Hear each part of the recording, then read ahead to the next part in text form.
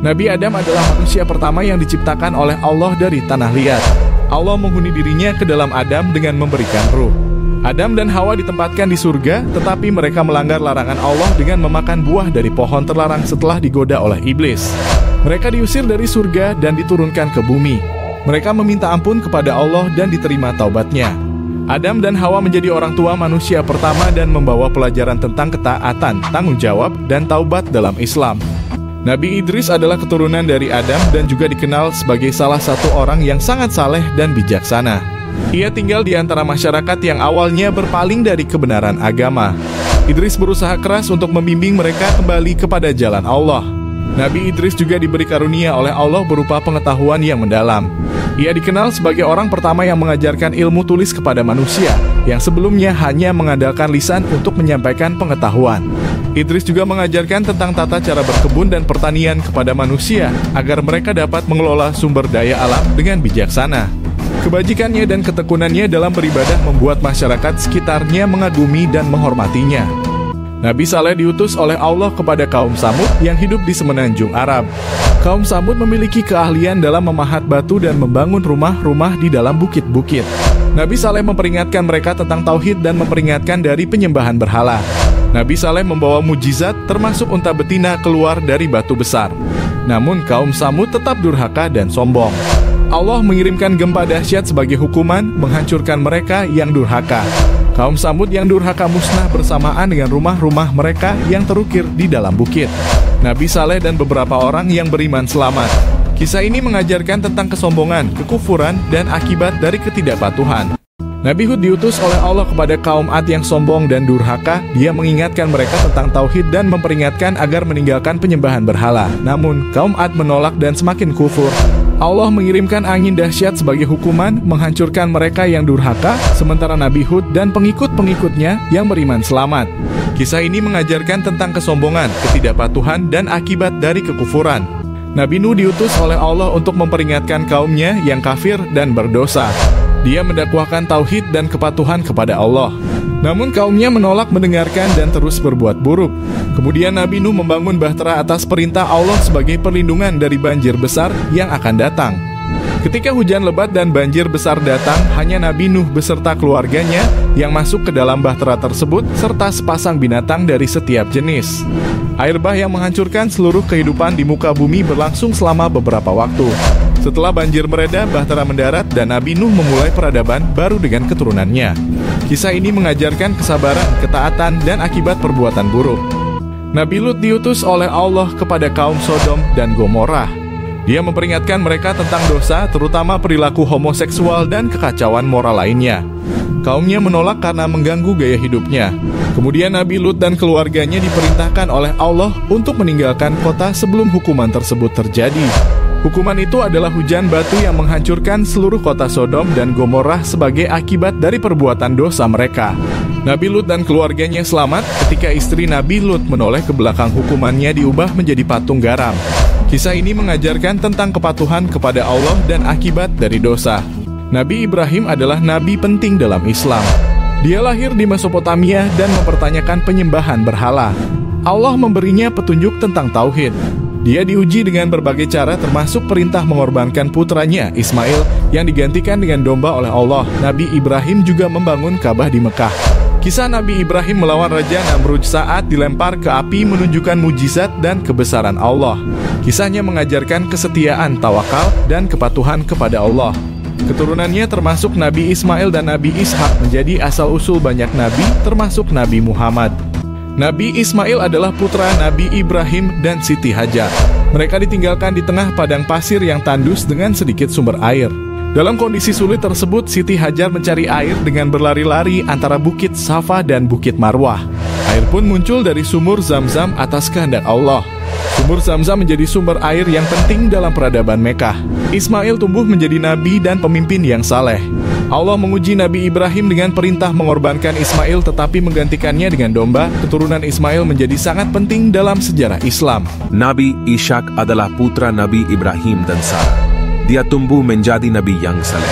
Allah mengujinya melalui berbagai cobaan dan memberi nubuat tentang keturunannya, termasuk Nabi Yakub yang menjadi leluhur para nabi dan suku-suku bangsa.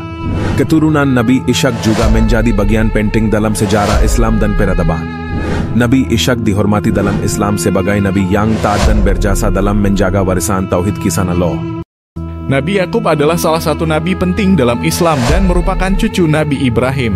Dia adalah putra Nabi Ishak. Nabi Yakub memiliki 12 anak laki-laki yang dikenal sebagai Bani Israel atau Bani Yakub, yang kemudian menjadi asal-usul dari 12 suku bangsa di Israel. Salah satu putranya yang bernama Yusuf mendapat mujizat dalam bentuk mimpi yang menjadi tanda dari Allah. Saudara-saudaranya merencanakan kejahatan terhadap Yusuf dan menjatuhkannya ke dalam sumur. Yusuf kemudian dijual sebagai budak dan akhirnya menjadi penasihat di Mesir. Kisahnya mencakup putra kesayangan Yusuf yang dijauhkan darinya namun akhirnya dipulihkan oleh Allah. Nabi Yakub mengajarkan tentang kesabaran, tawakal, dan cinta dalam menghadapi ujian dan cobaan. Kisah Nabi Yusuf adalah salah satu cerita yang paling terkenal dan mendalam dalam Islam. Yusuf diberi kemampuan memahami makna mimpi dan menerima wahyu dari Allah. Nabi Yusuf adalah putra Nabi Yakub, memiliki saudara-saudara yang cemburu.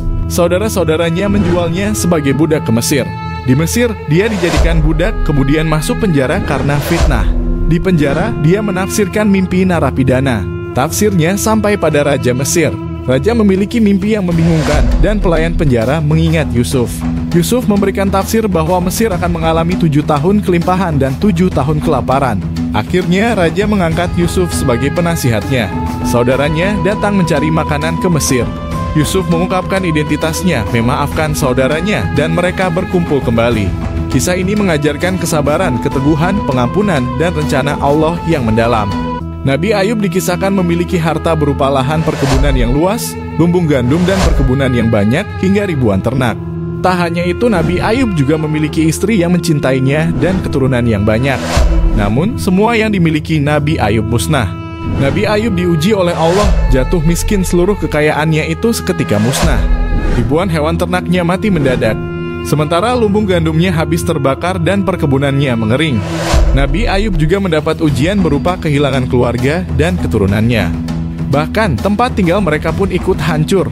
Ia juga diuji menderita penyakit kulit selama 18 tahun. Meskipun mengalami penderitaan yang hebat, dia tetap bersabar dan berdoa kepada Allah.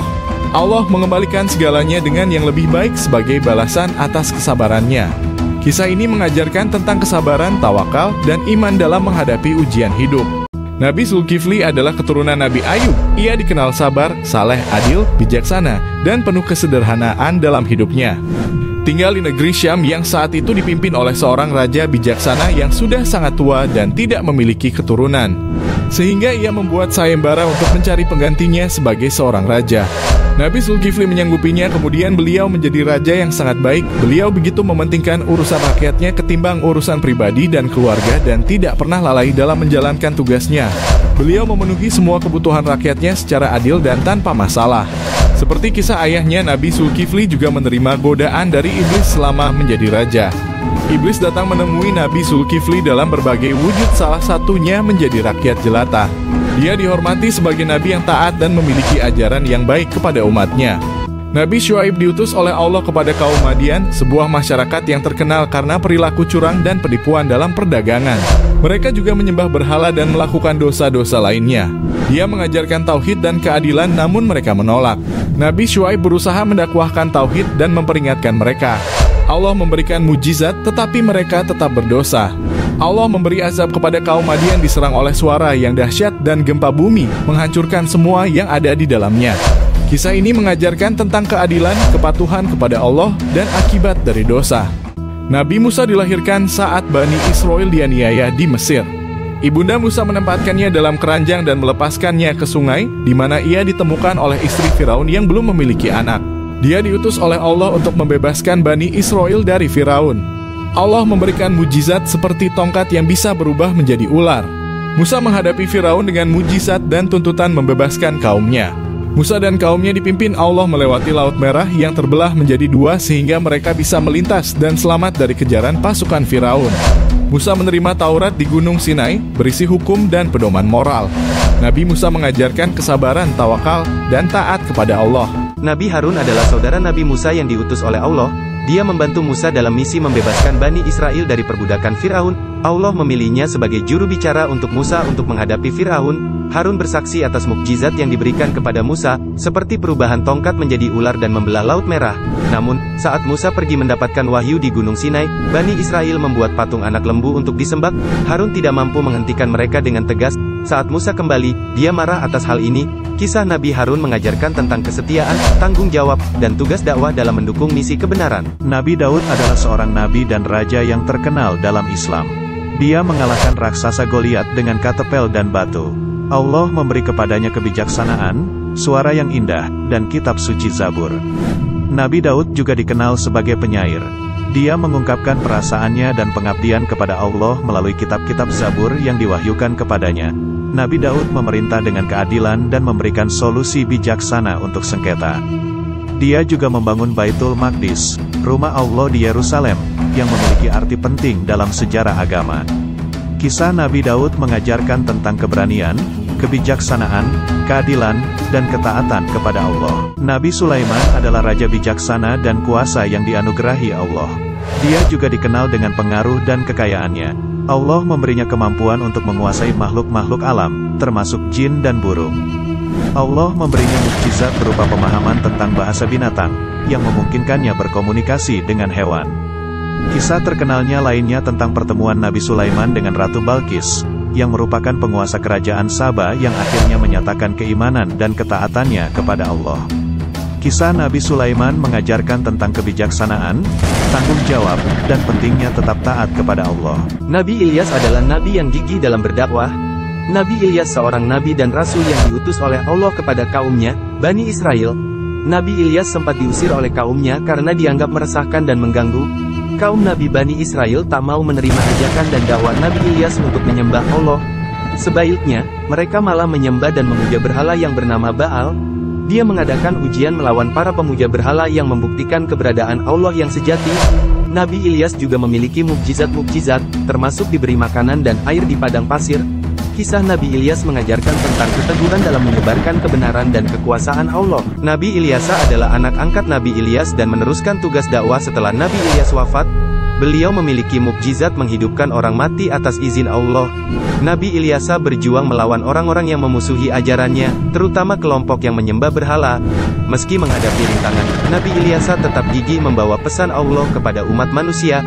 Kisah Nabi Ilyasa mengajarkan nilai-nilai kebenaran, keadilan, dan ketaatan kepada Allah. Nabi Yunus diutus untuk mengajarkan tauhid kepada bangsa Niniwe yang pada saat itu hidup dalam kesesatan dan penyembahan berhala. Namun, Nabi Yunus mengalami kesulitan dalam membangun pengikut dan merasa putus asa terhadap keberhasilannya. Merasa putus asa, dia pergi ke kapal, tetapi dihempaskan ke laut dan ditelan oleh ikan.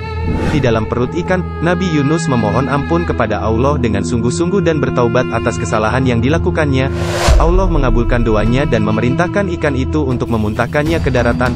Nabi Yunus selamat dan memutuskan untuk memenuhi tugas kenabiannya.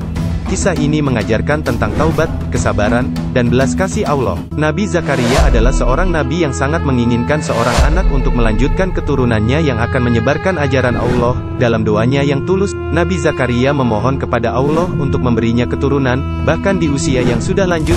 Allah mengabulkan doa Zakaria dengan mengutus malaikat Jibril untuk memberi kabar bahwa Allah akan memberinya seorang anak. Nabi Zakaria dan istrinya yang sama-sama keturunan Nabi, lalu memiliki anak yang juga diutus oleh Allah sebagai Nabi, yaitu Nabi Yahya. Semasa hidupnya, Nabi Zakaria juga berperan sebagai pelindung dari Maryam, ibunda Nabi Isa. Bentuk kasih sayang kepada Maryam salah satunya adalah membuatkan tempat beribadah khusus untuk Maryam di Baitul Maqdis yang bernama Mihrab. Kegiatan dakwah Nabi Zakaria dipusatkan di Baitul Maqdis, tempat di mana kuil dari Nabi Sulaiman pernah didirikan. Beliau berdakwah menyeru kepada kaum Bani Israel untuk bertobat dan menyembah Allah. Kisah Nabi Zakaria mengajarkan tentang kekuatan doa dan kehendak Allah yang tak terbatas. Ini juga menggarisbawahi pentingnya kesabaran dan keyakinan dalam menjalani kehidupan. Nabi Yahya adalah putra Nabi Zakaria. Dia diutus oleh Allah untuk mengajarkan tauhid dan kebaikan kepada umat. Nabi Yahya memiliki kehidupan sederhana, tulus, dan dermawan. Dia juga memiliki peran dalam menyiapkan umat untuk kedatangan Nabi Isa. Sebagai utusan Allah Subhanahu wa Ta'ala, Nabi Yahya merupakan sosok penyayang terhadap sesamanya. Beliau tidak pernah membedakan antara kaya, miskin, bahkan makhluk-makhluk lain seperti hewan atau tumbuhan. Nabi Yahya adalah seorang nabi yang memiliki hati bersih. Wafatnya Nabi Yahya karena menegakkan syariat. Ia mengingatkan kaumnya agar menyembah Allah dan menganjurkan mereka untuk segera bertobat apabila berdosa. Nabi Isa adalah salah satu nabi dan rasul. Dia lahir tanpa ayah, dengan mukjizat langsung dari Allah. Ibu Nabi Isa adalah Maryam, seorang perempuan yang memiliki ketulusan dan kesalehan yang luar biasa. Nabi Isa menerima wahyu dari Allah dan mengajarkan tauhid kepada umatnya. Dia diberikan mukjizat yang mengagumkan, termasuk berbicara sejak bayi, menyembuhkan orang sakit, menghidupkan orang mati dan mengetahui hal-hal gaib. Ia ditugaskan untuk berdakwah kepada Bani Israel di Palestina dan membenarkan kitab Taurat yang diturunkan kepada Nabi Musa sebelumnya. Ia juga membawa kitab baru yaitu Injil, yang berisi petunjuk dan cahaya bagi orang-orang yang bertakwa. Nabi Isa mengajak Bani Israel untuk menyembah Allah semata dan meninggalkan penyembahan berhala dan dosa. Ia juga mengkritik para ahli Taurat dan para pemimpin agama Bani Israel yang telah merubah dan menyelewengkan ajaran Taurat sesuai dengan kepentingan mereka sendiri. Karena permusuhan Bani Israel terhadap Nabi Isa semakin menjadi-jadi, maka Allah berkehendak untuk mengangkat Nabi Isa ke langit agar terhindar dari pembunuhan. Nabi Muhammad lahir pada tahun 570 Masehi di Mekah. Dia diangkat sebagai nabi pada usia 40 tahun setelah menerima wahyu pertama dari Allah melalui malaikat Jibril. Nabi Muhammad diutus untuk menyampaikan pesan tauhid kepada umat manusia dan mengajak mereka untuk menyembah Allah semata. Dia menghadapi tantangan berat dari para pemimpin suku dan kaum Quraisy yang menentang ajarannya. Setelah berjuang keras di Mekah, Nabi Muhammad dan para pengikutnya hijrah ke Madinah pada tahun 622 Masehi. Hijrah ini menjadi titik awal dalam kalender Islam. Di Madinah, Nabi Muhammad mengembangkan dakwah dan mengajarkan nilai-nilai keadilan, persaudaraan, dan kedamaian. Selama 23 tahun kenabian, Nabi Muhammad menerima wahyu-wahyu dari Allah yang dicatat dalam kitab suci Al-Quran. Dia mengajarkan meliputi semua aspek kehidupan. Pada tahun 632 Masehi, Nabi Muhammad wafat di Madinah dalam usia 63 tahun. Kewahyuan yang dia terima dan ajaran yang dia sampaikan menjadi landasan bagi umat manusia dalam menjalani kehidupan.